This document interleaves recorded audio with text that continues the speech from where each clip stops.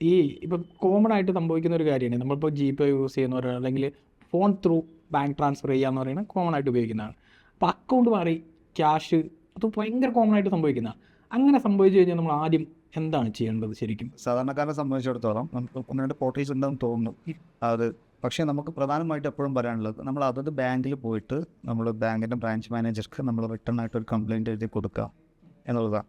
അതിൽ തന്നെ അവരത് റിസോൾവ് ചെയ്ത് തരും. അങ്ങനെ റിസോൾവ് ചെയ്ത് കിട്ടിയില്ലെങ്കിൽ നമുക്ക് സ്റ്റേഷനിൽ കംപ്ലയിൻ്റ് ആയിട്ട് ഫയൽ ചെയ്ത് പോകാം.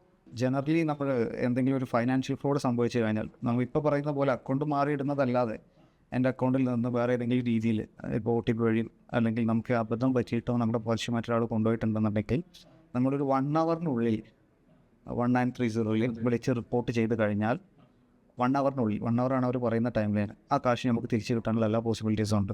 നമ്മൾ ആ നമ്പറിലേക്ക് വിളിക്കുന്ന സമയത്ത് നമ്മുടെ ഡീറ്റെയിൽസും ആ ഒരു ട്രാൻസാക്ഷൻ ഐഡിയും മറ്റു കാര്യങ്ങളും അവർ ചോദിക്കും. അത് വെച്ചിട്ട് കൊടുക്കുമ്പോൾ ഏത് അക്കൗണ്ടിലേക്കാണോ ഫണ്ട് വന്നിട്ടുള്ളത് അക്കൗണ്ട് ഒന്ന് ഫ്രീസ് ചെയ്യുക എന്നുള്ളതാണ് അവരാദ്യം ചെയ്യുന്ന പണി.